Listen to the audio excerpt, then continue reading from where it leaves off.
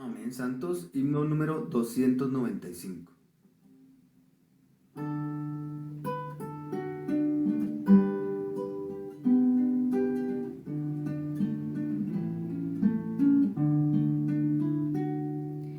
Si no se exprime la oliva, aceite no habrá. Si no se pisan las uvas, vino no se obtendrá. Si no se machaca el nardo, su olor no saldrá. Rehuiré los sufrimientos que tu amor me proveerá. Con cada golpe ganancia me das, en lugar de lo que quitas, a ti mismo tú me das. Necesitas compungirme para darlo.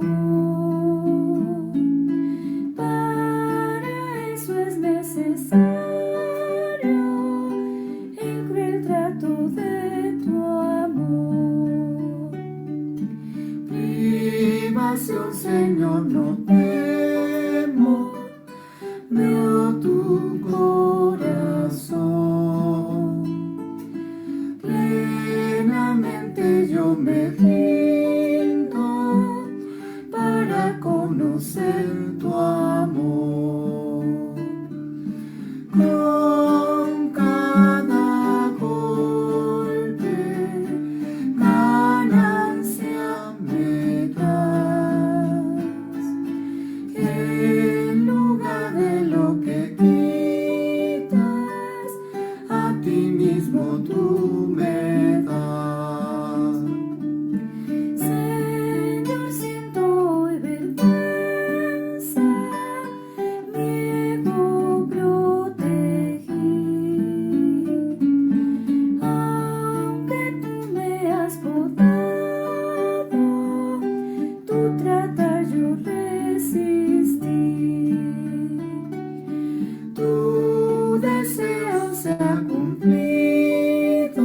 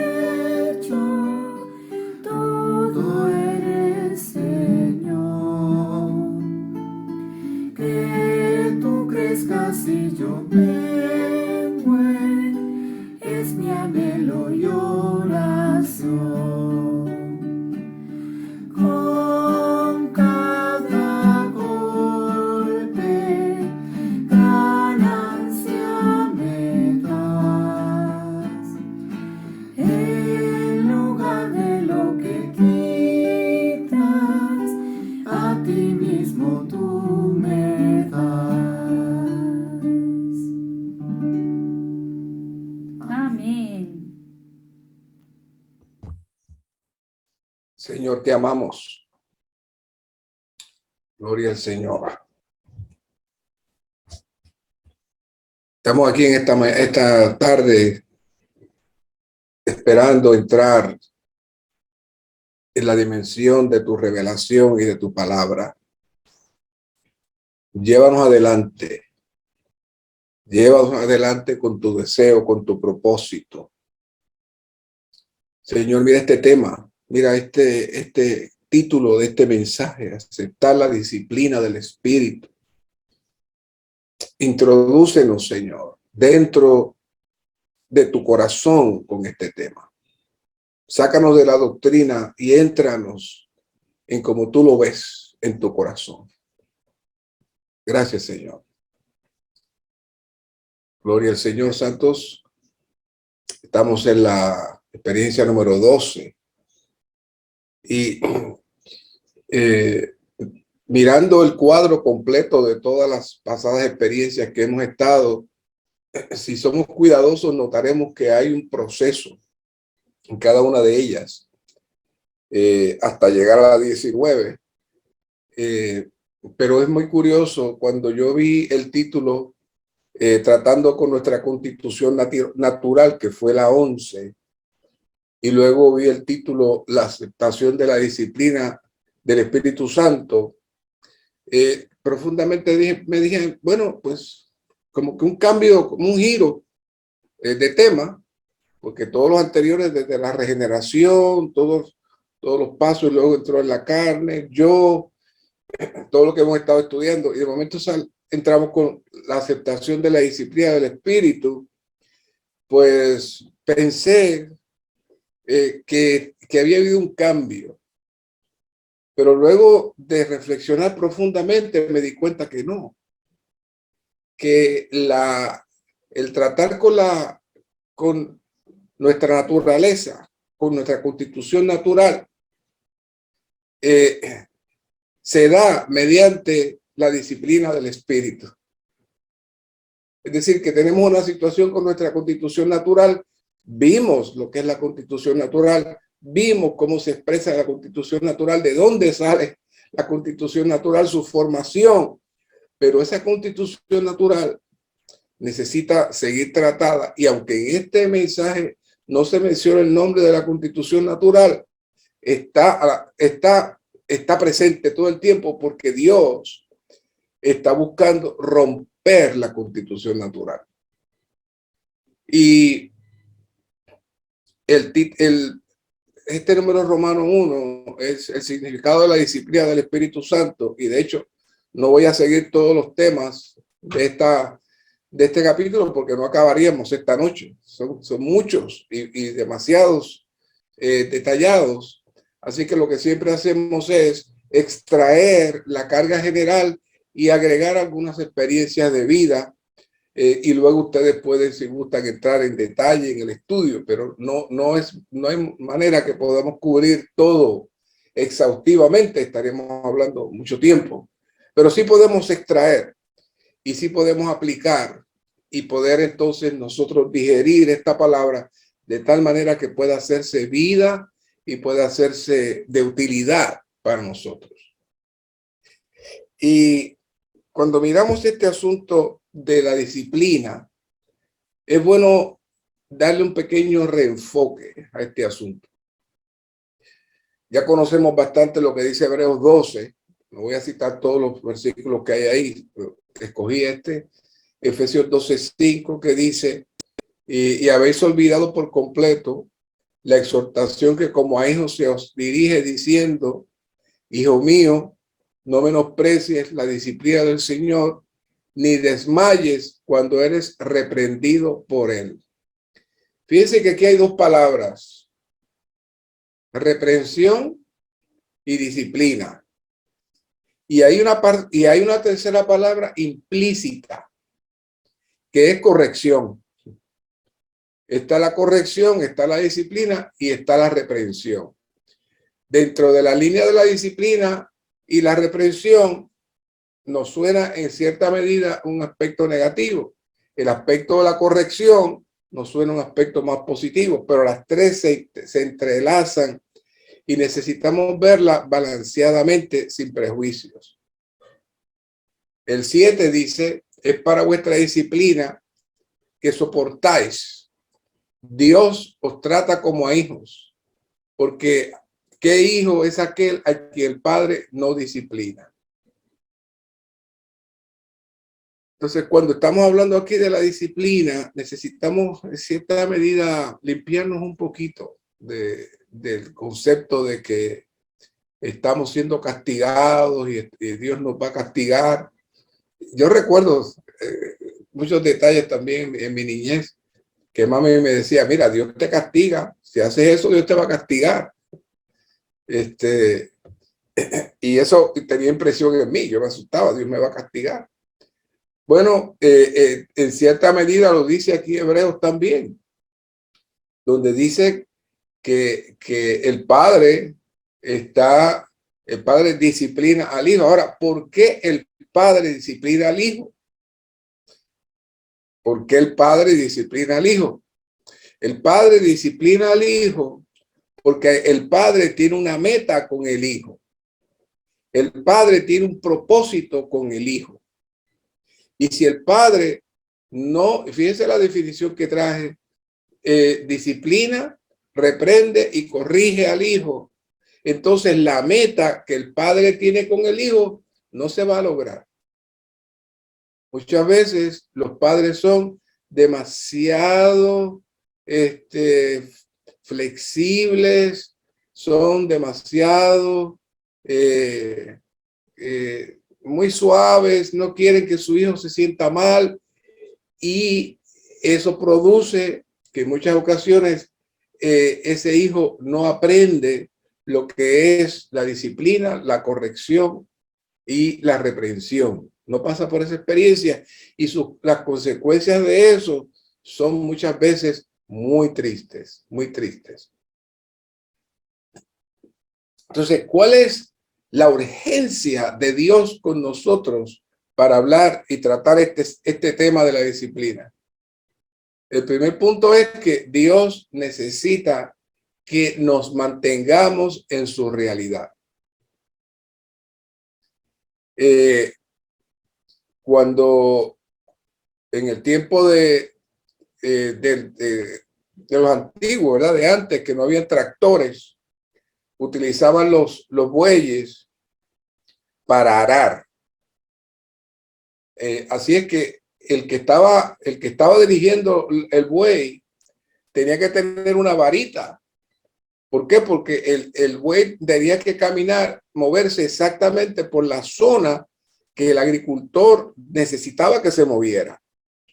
Porque si el buey hacía así y hacía así y hacía así, iba a ser un desastre ese arado.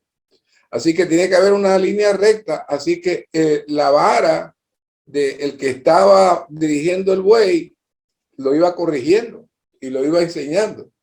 Bueno, Dios tiene un camino para nosotros y Dios tiene una meta para nosotros.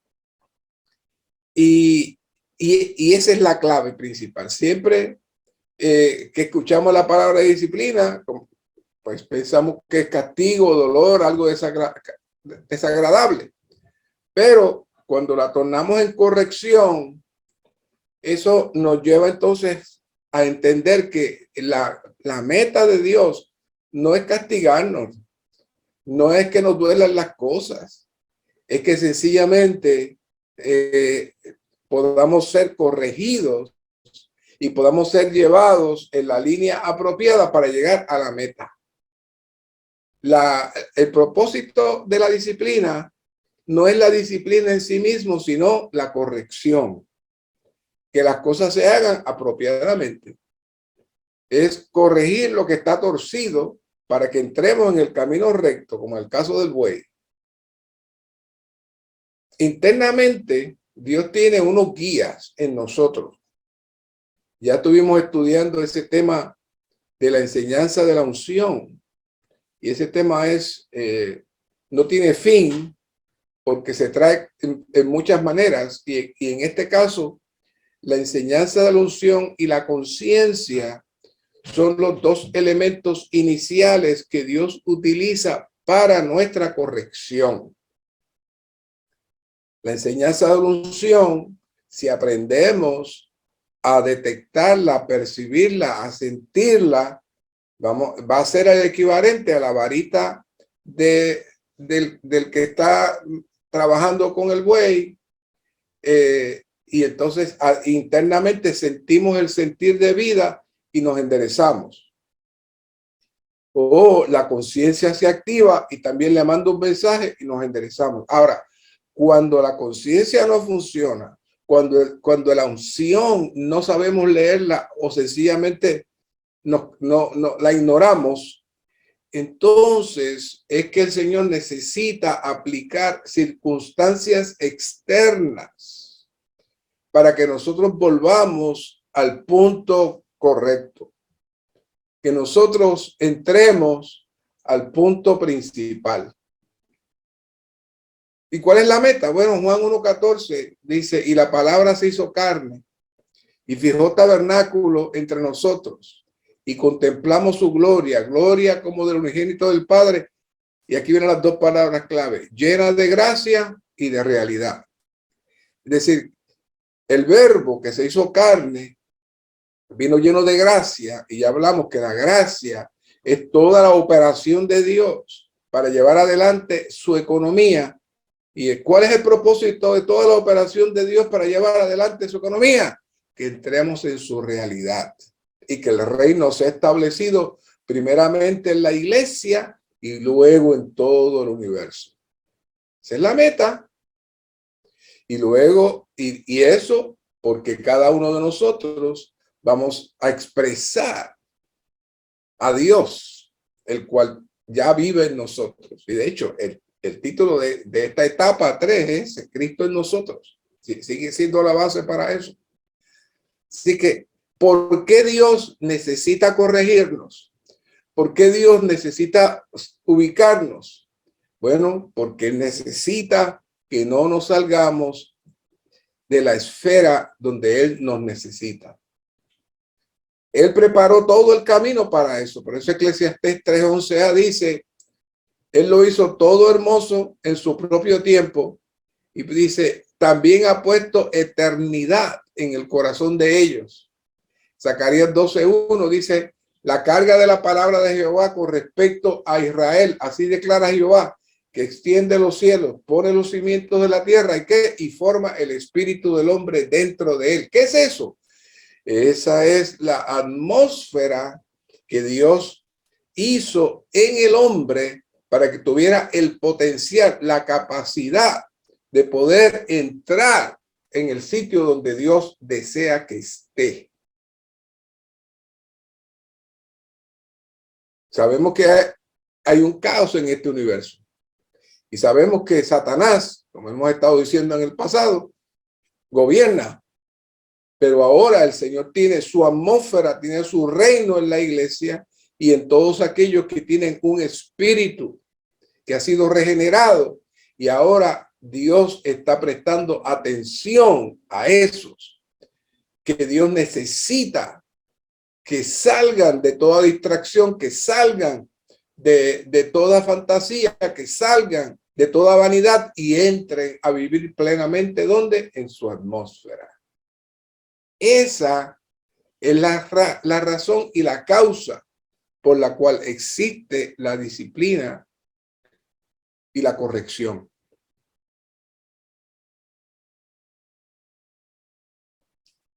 Los niños van a la escuela con un propósito. Los niños van a la escuela con el propósito de estudiar. Y el profesor se prepara y tiene su salón de clase con todas las cosas necesarias. Pero si ese niño comienza a moverse en el salón, empieza a hablar fuerte, empieza a interrumpir a los demás compañeros, entonces el profesor tiene que tomar medidas para que las cosas funcionen en armonía con su propósito. Así que no es que el profesor quiere hacerle daño al niño o al joven. No es que el profesor tenga ese día el deseo de estar regañando. No, él tiene un objetivo, que es que en el salón de clase haya la atmósfera necesaria para que todos los estudiantes puedan estudiar. Exactamente eso sucede aquí en la vida del reino. Cuando el Señor dice, venga a tu reino, está hablando de esta atmósfera que el Señor anhela, y por eso es que surge este asunto de la disciplina. Y en Hebreos 5:14 nos dice, pero el alimento sólido es para los que han alcanzado madurez, para los que por la práctica tienen las facultades ejercitadas en el discernimiento del bien y del mal. Y en mensajes pasados estuvimos hablando del misterio de los sentidos de nuestro hombre interior. Y dijimos que en nuestro hombre exterior es una sombra de nuestro hombre interior.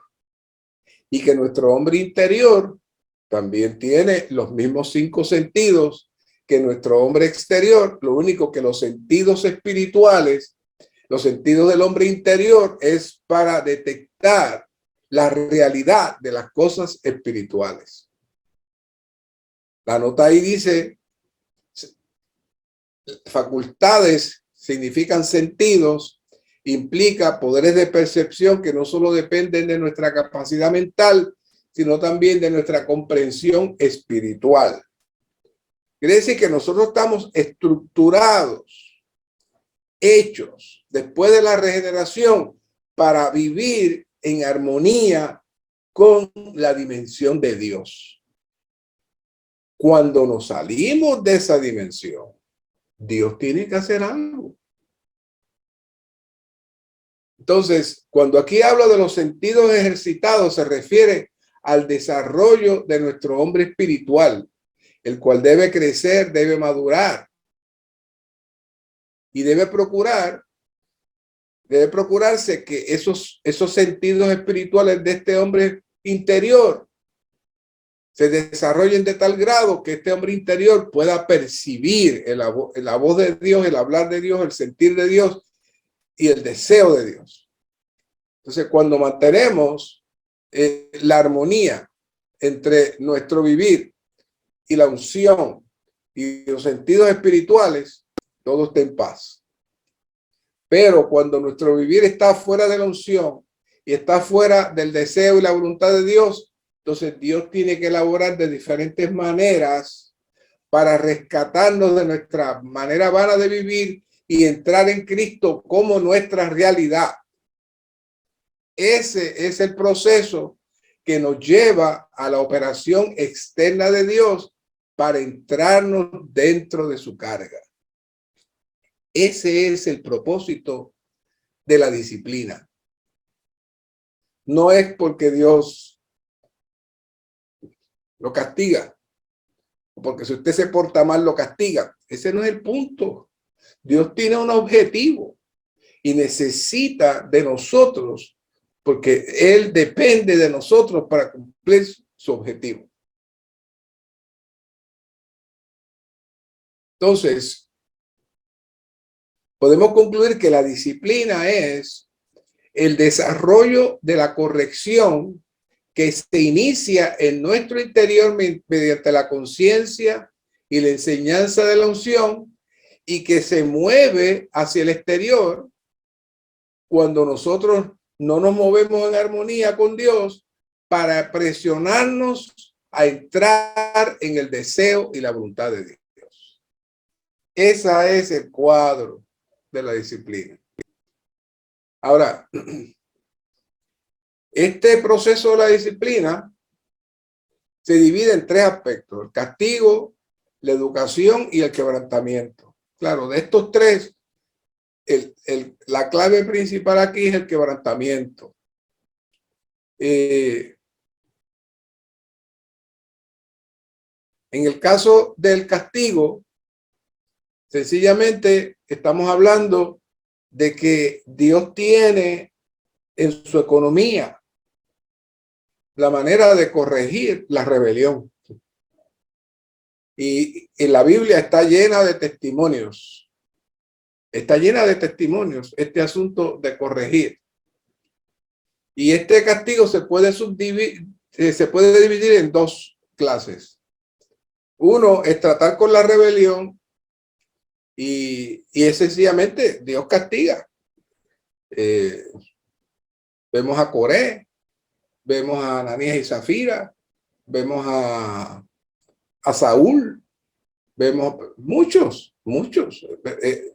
El Antiguo Testamento está lleno y el Nuevo Testamento también está lleno de ejemplos que cuando la rebelión viene, Dios se mueve. Dios no tolera la rebelión. Cuando nosotros nos descarriamos de la enseñanza del Espíritu Santo o cuando nos rehusamos a seguir la voz del Señor, entonces, y aún después que el Señor nos ha dado cierto sentir, nos ha dado cierta carga y nosotros sencillamente no seguimos eso, entonces eso tiene unas consecuencias. Realmente no es que Dios se inventa las cosas, nosotros mismos somos los que producimos ese tipo de reacción de Dios, y como Dios nos ama y como Dios desea y necesita que nosotros estemos ubicados apropiadamente para su propósito, entonces Dios entra en el ambiente para que el ambiente produzca algo en los cuales podamos ser advertidos, corregidos y que podamos nosotros reaccionar. Pero todo tiene un propósito. Pero especialmente cuando se habla de la palabra castigo, la miramos ya, es otro nivel. Es el que ya está dentro de la línea de la vida, pero la rebelión viene y entonces en muchas ocasiones Dios no tiene otra alternativa más que ser fuerte. Y esos son casos que vemos en el Antiguo Testamento, aunque vemos el caso de Ananías y Zafira y otros casos que no vemos exactamente qué pasó. Por ejemplo, el caso de Bernabé y Pablo. Bernabé se desapareció y otros más. Algo Dios trabaja ahí. Entonces, la segunda cosa es llamada la educación. Claro, esta educación, cuando hablamos de la educación, no es una enseñanza como tal, sino que a través de la disciplina del Espíritu somos educados, somos alumbrados. Dios tiene un solo objetivo y es que el Espíritu Santo dentro de nosotros trabaja, labora como la unción para que Dios se mezcle con el hombre, Dios entre en el hombre y que Dios se puede impartir en nosotros. Pero hay muchos elementos dentro de nosotros que reemplazan, sustituyen los elementos de Dios, que son contrarios a los elementos de Dios. Entonces se presentan obstáculos para que Dios pueda avanzar.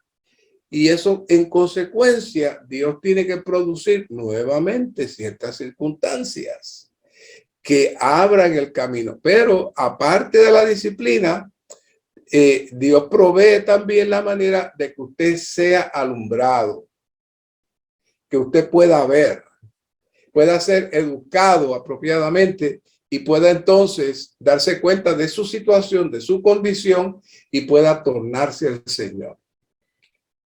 Y pueda permitir que Dios cumpla su propósito y su deseo. Y la tercera cosa es el quebrantamiento. La palabra quebrantamiento es una palabra muy fuerte, muy fuerte. Pero recuerde que todo esto está ligado a nuestro hombre viejo, nuestro hombre exterior, nuestra vieja manera de vivir. Dios no tiene otra opción más que destruir todo eso y lo comenzó en la cruz del Calvario. Y él llevó todo eso en la cruz del Calvario. Por eso decía que el paralelo que hay entre la constitución natural y la disciplina del espíritu pues está mezclado. ¿Por qué? Porque Dios necesita terminar con todo eso. Y la cruz es el elemento mortífero que extermina todo eso, pero a veces hacen falta situaciones, circunstancias, eventos que producen en nosotros un estremecimiento tal que nos hace arrepentirnos, que nos hace débiles, que nos hace impotentes. Y es en ese momento que el Señor puede entonces trabajar dentro de nosotros. A mayor impotencia, a mayor debilidad, mayor quebrantamiento. Ahora, este quebrantamiento no llega solamente para los rebeldes y para los que no obedecen. Este quebrantamiento también trabaja para aquellos que operan en su hombre natural y trabajan todas las cosas fuera de la línea del espíritu y aún pretenden moverse en la vida del Señor en su hombre viejo. Todo eso el Señor también va a producir diferentes situaciones, porque al Señor no le interesa ni hombres buenos, ni hombres malos, malos. Dios está buscando hombres divinos. Y en todo ese proceso, Dios está trabajando. Para eso es que se habla de la disciplina del espíritu. Necesitamos cambiar el concepto de que la disciplina es algo de miedo, que hay que el Señor nos castiga. Bueno, sí, hay momentos dados que Dios puede castigar, pero la disciplina es para corregirnos. La disciplina es para reenfocarnos. La disciplina es para que entremos en la línea correcta, en el surco apropiado y que podamos ser útiles al deseo de Dios. Por eso dice aquí, 2 Corintios 4:16, por tanto, no nos desanimamos. Antes, aunque nuestro hombre exterior se va desgastando, el interior, no obstante, se renueva de día en día. Estudiando esto, de pronto pude ver algo. Siempre que vemos este versículo, cuando dice el hombre exterior se va desgastando, especialmente los que tenemos más añitos, decimos ciertamente el hombre exterior se va desgastando. Obviamente por la edad y por el envejecimiento, etcétera. Pero, oiga, esto va más allá que eso. El hombre exterior se va desgastando en la medida que nosotros permitimos que el Señor trabaje con él. Porque una vez que el hombre exterior se desgasta, el interior entonces se renueva. Una vez que el hombre exterior se somete al proceso del Señor para él trabajar con nosotros, con nuestro hombre natural, con nuestra constitución natural, con nuestra carne, con nuestro yo, con nuestra vida del alma, entonces el interior se renueva de día en día. Esa es la otra percepción para ver este versículo. Y visto de esa manera es que entra entonces el asunto de la disciplina. La meta de Dios con la disciplina, con la corrección, es desgastar nuestro hombre viejo. Es desactivar nuestro hombre viejo. ¿Para qué? Para que Dios pueda mantenerse operando en nosotros desde la atmósfera para la cual fuimos llamados. Por eso este versículo de Isaías 53:3 también me pareció nuevo cuando lo volví a mirar, cuando dice: fue despreciado y desechado de los hombres, varón de dolores y experimentado en aflicción. La Reina Valera dice en quebrantos, ambos están muy bien. Y como de quien los hombres esconden el rostro, fue despreciado y no lo estimamos. Pero aquí la frase que saltó para este mensaje es: experimentado en aflicción. ¿Está usted experimentado en aflicción? ¿Considera usted que es experimentado en aflicción? Muchas veces no estamos experimentados en aflicción. No somos participantes de los sufrimientos de Cristo. La disciplina y el proceso de perfeccionamiento que Dios hace con nosotros requiere que aprendamos a ser varones experimentados en aflicción y mujeres experimentadas en aflicción. Porque así fue el Señor. Me gusta mucho la manera como lo traduce la Reina Valera, que fue cuando yo crecí, que decía, varón de dolores y experimentado en quebranto. La aflicción, sí, pero cuando usted dice que está quebrantado, pues en español, cuando dice el hombre está quebrantado, oh, tiene un peso especial. Tiene un peso especial. En estos días estamos pasando la muerte del hijo de una familia de la iglesia y usted escuchaba la madre quebrantada. Entonces dice que él es varón de dolores y experimentado en quebranto. Está completamente experimentado. Él está experimentado. ¿Qué es estar experimentado? Es que no es algo nuevo, sino que él sabe moverse dentro del dolor y dentro del quebranto. Y ese dolor y ese quebranto lo perfecciona. Lo perfecciona. Entonces nosotros ahora nos toca también entrar dentro de lo que el Señor vivió, de entrar dentro del proceso de ser quebrados y aprender a ser experimentados en quebrantos. No nos gusta, pero eso trae su fruto y su beneficio. Por eso queremos hablar un poquito, y aquí entramos en una dimensión un poquito diferente, sobre la disciplina directa y la disciplina indirecta.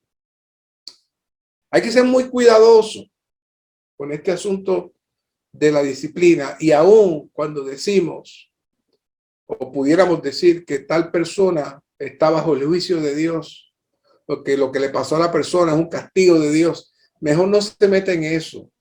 El apóstol, no nos toca a nosotros juzgar a nadie. El Señor se va a encargar de juzgar, no nosotros. Ore por esas personas, pero usted no defina eso. Puede ser muy peligroso. ¿Por qué? Porque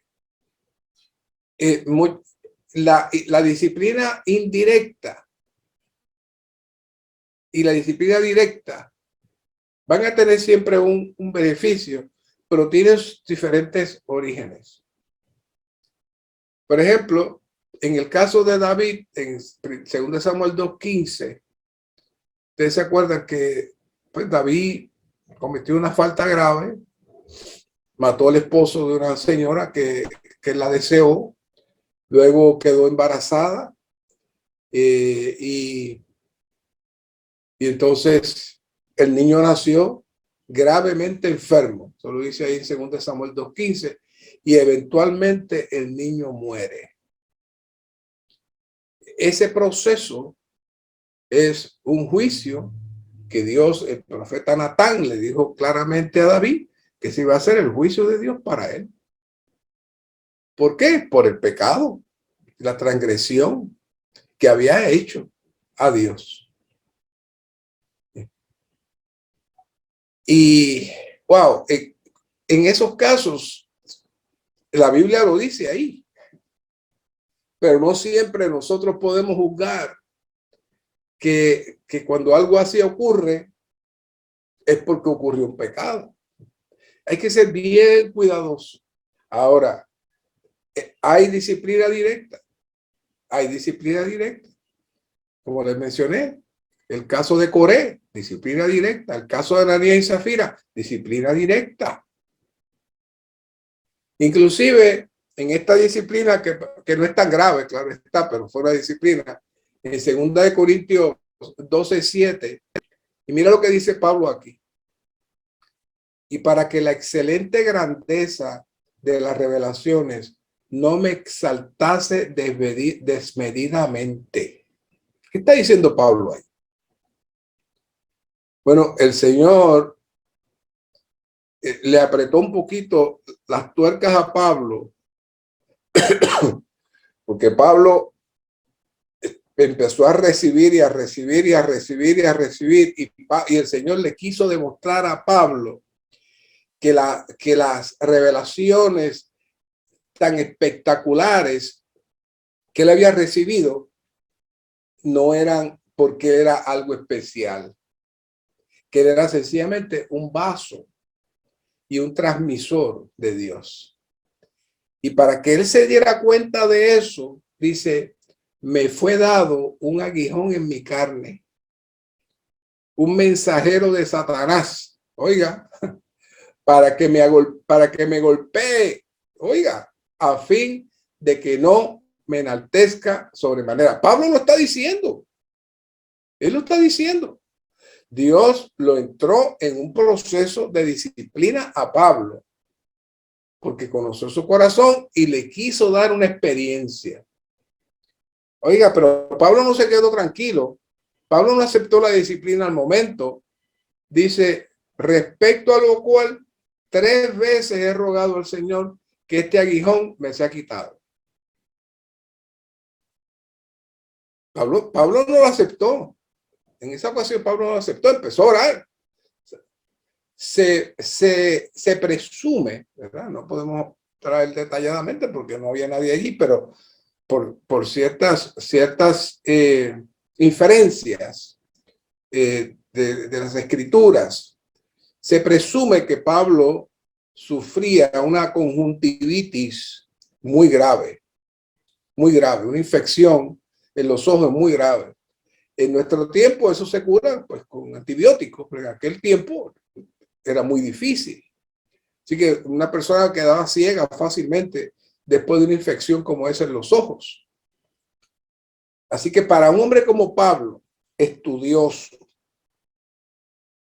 que estaba estudiando todo el tiempo las escrituras y Pablo estaba estudiando todo el tiempo, que sus ojos estuvieran borrosos y no pudiera ver, era una gran aflicción para Pablo.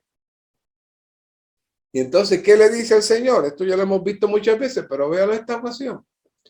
Bástate de mi gracia. Y ya hemos hablado de la gracia, que la gracia es la operación de Dios en nosotros para completar su economía y su propósito. Y en este caso, la gracia es el poder que perfecciona a Pablo en medio de su debilidad. Es decir, que mientras más débil era Pablo, entonces más Dios podía gloriarse en él. Dice, por tanto, de buena gana me gloriaré más bien en mis debilidades para que el poder de Cristo extienda tabernáculo sobre mí. Pablo había captado y había visto. Después de orar, después de pedir, se dio cuenta que no estaba en sus manos remover eso de él, sino que eso era algo del Señor y que mientras más él lo aceptara y mientras más él reconociera que no había nada en sus manos y que todo le tocaba al Señor, pues más posibilidades habrían de que el Señor hiciera algo, que de hecho lo hizo. Ya en los Gálatas se insinúa, y los Colosenses se insinúa, Pablo hablando ya sano, y ya no tenía ese problema. Es decir que la disciplina, por un lado, puede ser castigo en algunas ocasiones, pero te educa, te entrena, te preserva y te perfecciona para que entonces caigas en el lugar apropiado y pueda ser útil para Dios. Pablo entró en una disciplina directa. Y hay muchas cosas más en esa línea, pero no tengo el tiempo. La indirecta, y aquí vamos a estar un ratito, es muy interesante. Y esto es una ampliación un poquito más amplia, ¿verdad? De lo que dice, de lo que está ahí en el estudio. En Génesis 19:15 dice, al rayar el alba, yo sé que no le hemos prestado mucha atención a la mujer de Lot. Sabemos que se convirtió en estatua de sal y se acabó, pero mire, vamos a mirar algo aquí. Los ángeles urgieron a Lot, diciendo, levántate, toma a tu mujer y a tus 2 hijas que se hallan aquí, no sea que perezcas en la iniquidad de la ciudad. Pero la mujer de Lot miró atrás, a espaldas de él, y se convirtió en columna de sal. Bueno, aquí hay 4 personas. Está Lot, está su mujer y están sus 2 hijas. Ahora, aquí hay varios matrimonios que tienen hijos y tienen hijas y tienen una madre. Yo sé que no le hemos prestado mucha atención a la mujer de Lot, pero piensen esto en su casa, en su familia. Usted tiene a su esposa, usted la quiere, usted la aprecia mucho. Las hijas aprecian a su madre. ¿Qué usted cree que pasó cuando la mujer de Lot miró atrás, se convirtió en columna de sal y ella ellas perdieron a su madre y Lot perdió a su mujer?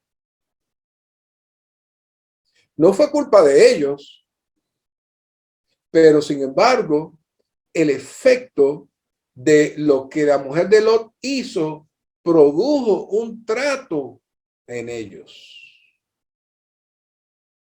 Y ahora me voy a acercar más a ustedes como uno que ha pasado esas experiencias. Muchas veces nosotros tenemos experiencias muy dolorosas, especialmente con nuestros hijos, muy dolorosas. Y a veces nuestros hijos no reaccionan y hacen las cosas como nosotros le hemos enseñado y le hemos indicado. Y ellos siguen otro camino. Y ese camino erróneo los lleva a entrar en unos sufrimientos y en unos desgastes físicos que le traen muchos problemas. Pero, ¿sabe? El problema es que no le traen los problemas a los hijos, sino que se los trae a usted también. Y mientras su hijo sufre o su hija sufre, usted sufre. Entonces, ¿qué hace el Señor? Bueno, no es que Dios introdujo a su hijo o a su hija en esa situación para tratarlo a usted. Ese no es el punto. El punto es que por los errores de otros, también el Señor aprovecha y nos gana a nosotros. Entonces viene una disciplina que no la buscamos nosotros, pero Dios sabe que hay áreas dentro de nosotros que necesitan ser ganadas, y en vista de esas situaciones que ocurren externamente, que traen angustia, traen tristeza, traen dolor, traen amargura, Dios entra y trabaja con nosotros. No es un castigo. Vean, por eso es que la palabra castigo no se puede usar aquí constantemente. No es un castigo. Es el trato de Dios para corregir nuestro camino. Es el trato de Dios para romper nuestra naturaleza vieja. Es el trato de Dios para que podamos ser útiles para su propósito. Por eso empezamos leyendo el versículo: no menosprecies la disciplina. No la menosprecies. Ni tampoco te desanimes, porque esa disciplina va a tener un efecto positivo dentro de ti cuando llegue a ti. Imagínense el caso de Caín y Abel. Yo sé que siempre estamos mirando a Caín, pero vea el trato de Dios con Adán y Eva. ¿Usted cree que Dios mandó a Caín a matar a Abel? No. Fue Caín, por su desobediencia, egoísmo, mató a Abel. Oiga, pero un hijo tan precioso como Abel, imagínense, padres que están aquí, un hijo tan precioso como Abel, tan obediente como Abel, tan amador de Dios como Abel. Oiga, pónganse aquí, entren en la atmósfera de padre y madre e hijos. Y que un hijo le mate al otro. El hijo tan hermoso, tan especial, tan usado por el Señor, y que uno lo mate.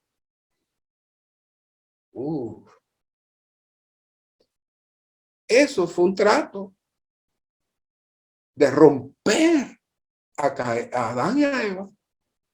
Fue un trato para romper a Adán y a Eva. Dios no hizo eso, lo hizo Caín. Satanás mismo lo hizo. Pero ya que ocurre, Dios entonces trabaja con Adán y Eva. Y ustedes saben que hace mucho tiempo allá atrás les traje sobre esa línea, esa descendencia, y les decía que el Adán que siguió laborando hasta producir una línea de la vida, hasta llegar a Noé, Abraham y por ahí hasta adelante, fue porque Adán enderezó su camino y se dio cuenta que necesitaba dedicar tiempo a su familia y dedicarle tiempo a la adoración a Dios. ¿Saben? Eso no llegó de momento, llegó ahí cuando su hijo, ese hijo, fue muerto. Ellos fueron quebrados. Es una disciplina indirecta, pero Dios la utiliza. Entonces usted tiene dos maneras de trabajar esa disciplina indirecta. O usted se rebela y comienza a protestar y se rebela contra Dios, o usted se humilla. El título de este mensaje es aceptar la disciplina. Esa palabra aceptar es lo que mueve este mensaje. ¿Por qué? Porque la aceptación es reconocer que Dios está laborando de una manera o de otra. Pero necesitamos darnos cuenta que hay circunstancias externas que no necesariamente son un castigo porque usted se lo merece, sino que son circunstancias externas que surgen, que le afectan a usted y lo rompen. Y lo rompen. Y no estoy hablando de teoría, estoy hablando de mi experiencia. Creo que una vez le dije que yo he sido roto varias veces, por muchas situaciones. Y el Señor lo hace. No porque yo haya hecho nada, pero Dios sigue rompiendo nuestra constitución natural, nuestro hombre viejo. Aún nuestro hombre bueno, pero es viejo. Y Dios quiere que crezcamos, maduremos y entremos en la realidad que el Señor trajo. ¿Por qué? Bueno, luego es que aprendemos a recibir todos esa disciplina, ese proceso, esa educación, esa formación, el Señor nos bendice. Podríamos decir lo siguiente, y escuchen bien. La disciplina se hace disciplina por dos maneras. Cuando somos ignorantes, que nosotros no nos damos cuenta de lo que somos, ni lo que tenemos, ni cómo nos comportamos, entonces Dios produce una disciplina para rompernos. O la disciplina llega más intensamente cuando nos rebelamos a la carga y al deseo de Dios. Es decir, que la disciplina le llega más que nada al que rechaza la disciplina. Pero el que acepta la disciplina, sí recibe corrección. Pero el castigo último de la disciplina no va a llegar porque aceptó la disciplina. ¿Me sigue? El ejemplo, dos hijos que usted tenga. Uno tiene un carácter fuerte, agresivo, tiene otro manso, tranquilo. Los dos hacen algo incorrecto y usted viene donde ellos y le dice, mira, ustedes hicieron esto y esto, así que si tienen auto, 0 auto por un mes. Si tienen televisor, 0 televisor por un mes, 0 teléfono por un mes, todo lo que le duela. El que es manso va a bajar la cabeza y va a decir, papá, es verdad, nosotros hicimos esto mal. Perdóname. No, me merezco esto porque de verdad que lo que hicimos no estuvo bien y te ofendimos y hemos hecho daño.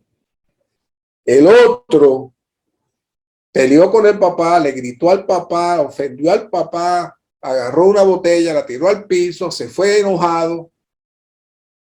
¿Quién ustedes creen de los dos que va a recibir más fuerte la disciplina? Pues rebelde. El otro sí va a recibir una consecuencia por su acción, pero el rebelde que no acepta la disciplina, posiblemente la reacción a largo plazo va a ser de mayor tiempo que el otro. Inclusive la relación entre el padre y el que está rebelde va a estar cortada, pero la relación del padre con el que fue manso está abierta. Y el padre va a seguir compartiendo con su hijo. ¿Por qué? Porque el hijo está manso. Quiere decir que la disciplina realmente llega para el que se revela. Por eso dice en Hebreos 12:11, es verdad que ninguna disciplina al presente parece ser causa de gozo, sino de tristeza. Pero después da fruto apacible de justicia a los que por ella han sido ejercitados. Vean esas palabras. Es decir, entramos en la disciplina, pero entramos en una actitud de sujeción, de sumisión y de arrepentimiento. Y entonces produce un fruto de paz. Dice, aquí le llama fruto apacible de justicia. Pero eso la reciben, y aquí utiliza una palabra bien clave que se utiliza también en Timoteo, a los que por ella han sido ejercitados.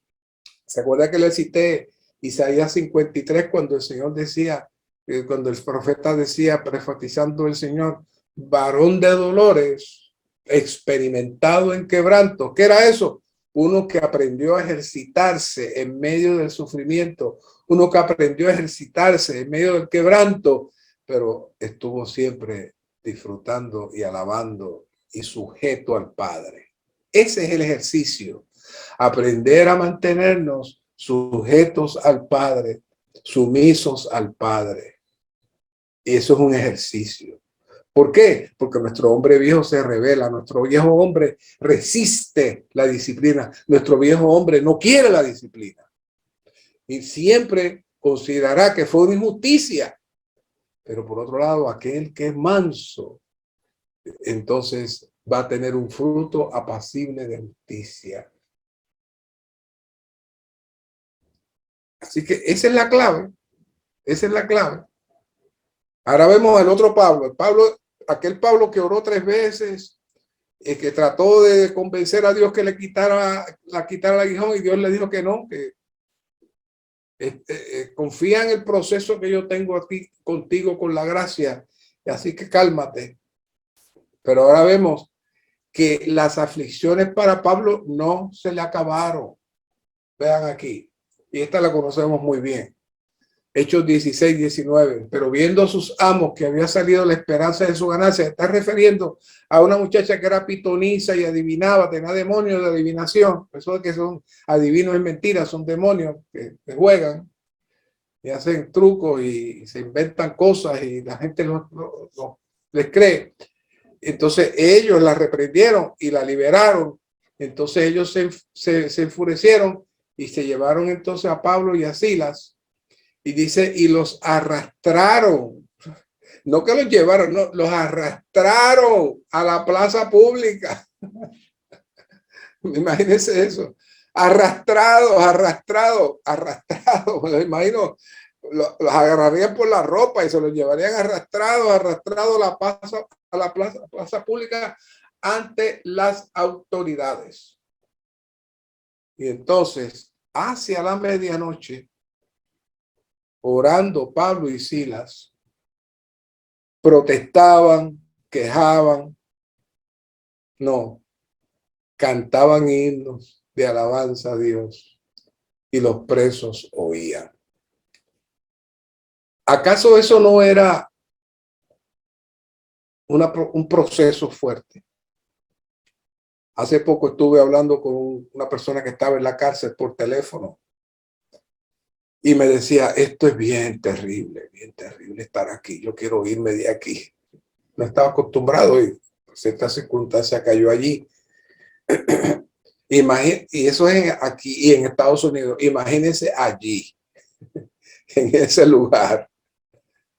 Ellos entraron en una posible, si ellos hubiesen ido allí en una actitud de rebelión y una actitud diciéndole a Dios, Señor, después que nosotros estamos predicando el evangelio, mira lo que tú haces con nosotros, mira dónde estamos aquí, Señor. ¿Saben qué? Aquello se iba a convertir en una disciplina para Pablo y Silas. Pero aquello no se convirtió en una disciplina. Estaban presos. Los habían arrastrado por la plaza. Así que limpiecitos no estaban. Posiblemente tendrían hambre, sed. Pero ellos no tomaron eso como una disciplina. Para otra persona hubiese sido una disciplina, pero no fue para ellos. Ellos lo tomaron como una victoria, como una gloria, y empezaron a disfrutar al Señor en su espíritu. ¿Y la disciplina dónde está? Estaban presos. ¿Ah? Que para cualquiera estar preso es una disciplina, pero para ellos no fue disciplina. Ahora, si se revela, se convierte en disciplina. Entonces se convirtió en una bendición. Y lo mismo pasó en Filipenses 1:19, cuando Pablo estaba preso en Roma. Y ahí dice Pablo, porque sé que por vuestra petición y por la abundante suministración del Espíritu de Jesucristo, esto resultará en mi salvación. Así que la prisión para Pablo era una bendición porque él iba a ganar más del Señor. El Señor iba a ganar más de él. ¿Qué es eso? Bueno, esa es la actitud que el Señor anhela de nosotros, que aprendamos a disfrutarle, que aprendamos a aceptar las situaciones tocando nuestro espíritu y esperando que el Señor sea el que tome control de todas las cosas. Yo sé que no es fácil. No es fácil, pero si alguno entra en alguna situación como esta, entonces vamos a aplicar el mensaje que dimos sobre la oración.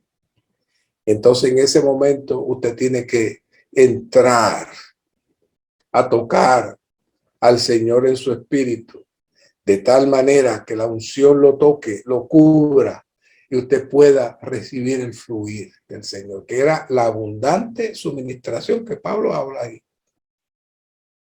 Nosotros tenemos tal abundante suministración dentro de nosotros. A tal grado, Pablo siguió recibiendo procesos difíciles, y con esto termino. Sé estar humillado y sé tener abundancia. ¿Se acuerdan de eso?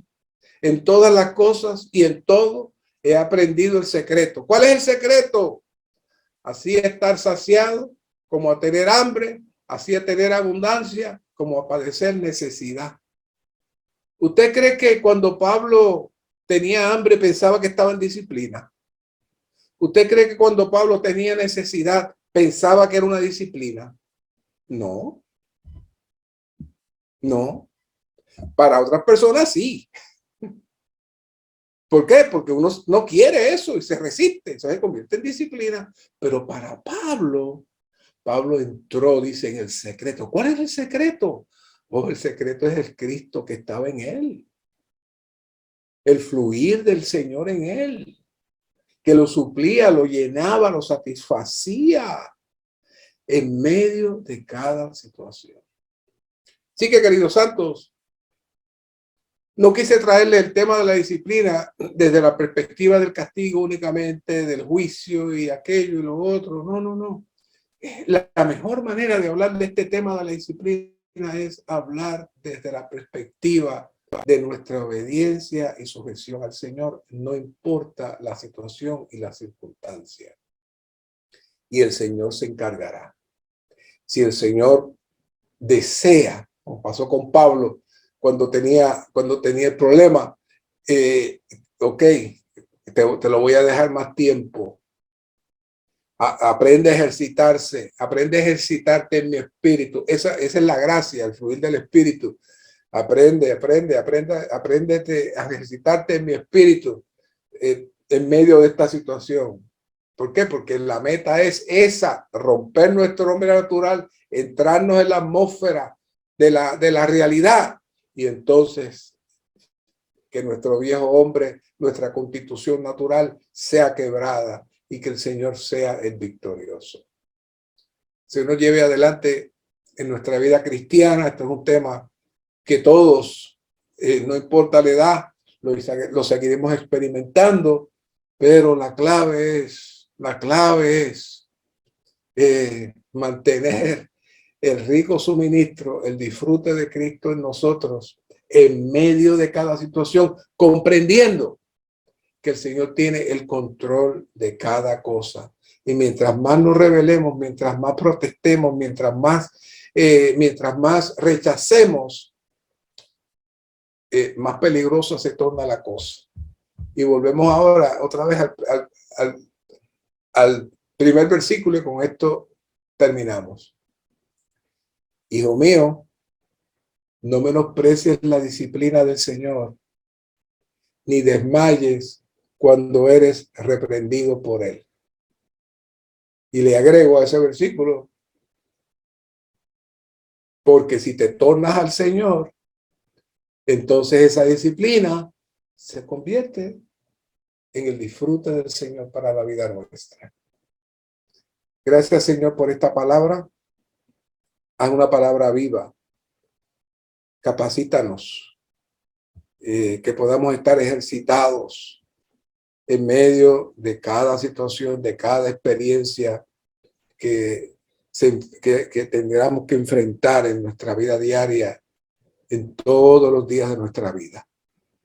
Gracias que tú eres fiel. Gracias que sabemos que tú estás laborando y trabajando con nosotros con el objetivo de que podamos ser útiles para tu propósito, para tu economía y para tu reino.